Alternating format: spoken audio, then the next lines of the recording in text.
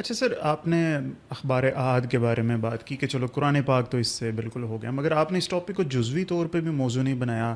یہ جو انسان کی آپ نے جو تاریخ پہ جو پوری ایک ڈاکیومنٹری آپ نے کی ہے کہ ایتھیزم پھیلنے کی سب سے بڑی وجہ روایات کے اوپر بہت زیادہ انحصار ہے لوگوں کا. قرآن پاک کو چھوڑ کے لوگ جزوی طور پہ بہت سی حدیثوں کو اٹھاتے ہیں، ٹھیک ہے، اور اس کے اندر سے وہ فروٹ نہیں دیکھتے، فروٹ پہ بیٹھی ہوئی مکھی دیکھتے ہیں، اور اس کی وجہ سے نبی پاک صلی اللہ علیہ وسلم کے اوپر جو ہے نا طعن و تشنیع اور الزامات کی بوچھاڑ کرتے ہیں، اور اس کی بیسس پہ یہ نتیجہ نکالتے ہیں کہ اسلام ہی ٹوٹل غلط ہے. آپ نے انٹینشنلی اس ٹاپک کو نہیں چھیڑا. نہیں، میں نے جو آپ اگر دوسرا تیسرا سیزن دیکھیں نا، اچھا آخری سیزن کی جو آخری قسط ہے، اچھا میں وہاں اس میں نہیں، جو سیکنڈ لاسٹ شاید ایپیسوڈ ہے، اس میں نے قرآن مجید کے حوالے سے اس پوری بات کو بیان کیا ہے، اس لیے کہ اس کو بیان کیے بغیر تو سمجھیے ہم اپنی سب سے مضبوط چیز کو بیان کرنے سے رہ جائیں گے. یہ ہمارا سب سے مضبوط ہتھیار ہے، قرآن مجید کی اوتھینٹسٹی. یہ میریکل ہوا ہے. نہیں، میں قرآن مجید کے علاوہ میں بات کر رہا ہوں، میں احادیث کی بات کر رہا ہوں. حدیث کی ٹھیک جہاں ہے تک بات کہ ہے باقی چیزیں تو اجماع کے ساتھ ہمارے ساتھ موجود، تواتر کے ساتھ ہمارے ساتھ موجود ہے. رکعات ہیں، ان کے لیے حدیث نہ بھی ہوتی تو رکعات ہم تواتر سے پڑھ رہے ہیں، وہ ہو جاتی. لیکن اب میں یہ نہیں کہہ رہا کہ ہم چکڑالوی صاحب کا مکتبہ یا پرویزی صاحب کے اسکول آف تھاٹ کو جوائن کر لیں، لیکن کیا حدیثوں کے اوپر ہم 100% انحصار ہمیں کرنا چاہیے یا ان کو ثانوی حیثیت دینی چاہیے؟ آپ کا کیا پرسپیکٹو؟ دیکھیے، میں تو اس پورے معاملے میں جو ہمارے سلف صالحین ہیں ان کا نقطہ نظر آپ کے سامنے رکھ دیتا ہوں، اور اس کو بھی میں واقعاتی انداز میں بیان کروں گا، اس لیے کہ عام لوگ یہ بات سنیں گے. یہاں پہ سب احناف ہیں نا، پاکستان میں میجورٹی احناف مینلی. جی. کوئی رفع یدین کرتا ہے؟ کم لوگ کرتے ہیں. کوئی نہیں کرتا. حنفی کوئی نہیں کرتا. اچھا ٹھیک ہے. نہیں کرتے. وہابی لوگ کرتے ہیں. ہاں، جو اہل حدیث حضرات ہیں وہ کیوں کرتے ہیں؟ حدیثوں میں آیا ہے. ٹھیک ہے. احناف نہیں کرتے، حالانکہ حدیثوں میں آیا ہے.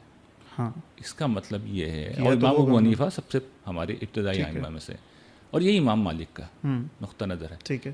یہ کہتے ہیں کہ سنت ثابتہ سے ثابت نہیں ہے، سنت مشہورہ سے. احناف وہ کہتے ہیں، مالکیہ یہ کہتے ہیں کہ عمل اہل مدینہ نہیں ہے. اچھا، یعنی حدیث کے متعلق کہنا میں یہ چاہتا ہوں کہ ہمارے یہاں یہ نقطہ نظر ایک پورا ہے، اور جو میرے نزدیک بالکل درست ہے، کہ اصل دین جو منتقل ہوا ہے قرآن سے ہوا ہے یا سنت سے ہوا ہے. جی.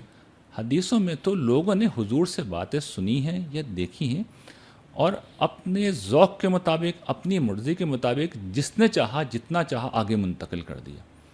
تو ہمارے شروع سے جو بڑے لوگ ہیں وہ حدیثوں کو اسی طرح دیکھتے ہیں کہ اسے قرآن پہ رکھ کے دیکھیں گے، سنت پہ رکھ کے دیکھیں گے، اور اکثر و بیشتر تو تطبیق ہو جاتی ہے. اور اگر کوئی سمجھ میں نہیں آ رہی، اور جس طرح میں نے مثال دی کہ اگر احناف رفع یدین نہیں کرتے تو آپ کا کیا خیال ہے؟ دائرہ اسلام سے خارج ہیں یا ان کی نماز نہیں ہوگی؟ بالکل بھی نہیں. تو پھر اگر حدیث کو یہ مقام حاصل ہے تو پھر احناف کیسے نماز پڑھنا؟ اس کا مطلب یہ ہے کہ لوگوں نے اس کی جگہ پہ اسے رکھا ہے، دین کے بنیادی سورس کے طور پہ لیے ہی نہیں ہے. یعنی ہمیشہ اس کو دیکھا جاتا ہے کہ پیچھے جو اصل سورس ہے قرآن مجید اور سنت. ہاں، حدیث کو بیان کیا جاتا ہے، لیکن وہ ہمارا سمجھ لیجئے فرق یہ ہے کہ ہمارے جو فقہی مسائل ہیں وہاں پہ اس کو سورس کے طور پر بیان کیا جاتا ہے، کیونکہ وہاں پہ جزوی تفصیلات احادیث کے اندر ملتی ہے. لیکن اصل دین جو حضور نے پریزنٹ کیا ہے، حضور نے دیا ہے، تو آپ کا کیا خیال ہے حضور کچھ لوگوں کے اوپر چھوڑ کے جائیں گے؟ نہیں، نبوت ختم کی گئی ہے. یہ کوئی معمولی واقعہ نہیں ہوا، بہت بڑی بات ہوئی ہے.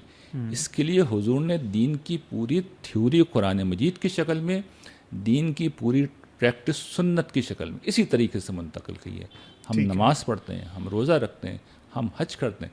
آپ کا کیا خیال ہے جب امام بخاری نے کتاب یہ لکھی صحیح بخاری، اس وقت مسلمانوں نے نماز پڑھنی شروع کی ہے؟ نہیں، بالکل بھی. امام مالک نے موطا لکھی ہے تب نماز پڑھنا شروع کی ہے. نماز پہلے دن سے پہلے سے چل رہی ہے، یہ سنت ہے. ٹھیک ہے. جو بلکہ حقیقت یہ ہے، قرآن یہ بتاتا ہے اور تاریخ سے بھی معلوم ہوتا ہے حضور سے پہلے سے چلی آ رہی تھی. یہ دین ابراہیمی کی روایت ہے. ٹھیک ہے. جس سے حضور نے جو اس میں اضافہ کرنا تھا کیا، جسے ختم کرنا تھا کیا، جسے تبدیلی کرنی تھی کی، اور پھر جاری کیا. ٹھیک ہے. تو اب وہ حضور کی سنت ہے. ٹھیک ہے. لیکن وہ ایک بلند تر چیز ہے، اس میں اجماع بھی ہے، 100% کنسنسس ہے اور تواتر ہے.